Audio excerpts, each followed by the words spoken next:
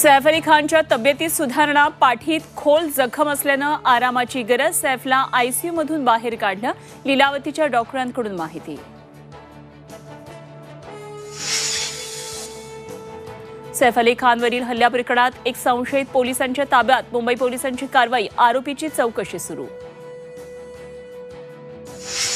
संतोष देशमुख हत्या प्रकरण ताजं असताना 2 कोटीच्या खंडणीसाठी सुनील शिंदेचं अपहरण, रमेश घुले आणि त्याच्या 12 साथीदारांचा कारनामा, मसाजोगमधूनच केलेलं अपहरण। वाल्मिकच्या जवळच्या नातेवाईकांच्या नावानं परदेशात मोठी गुंतवणूक असल्याची सूत्रांची माहिती, परदेशातूनच दहशतीचे कॉल येत असल्याचीही माहिती। राष्ट्रवादीच्या राज्य अधिवेशनाला भुजबळ गैरहजर राहण्याची शक्यता, प्रकृती अस्वास्थ्यामुळे भुजबळ उपस्थित राहण्याची शक्यता कमी।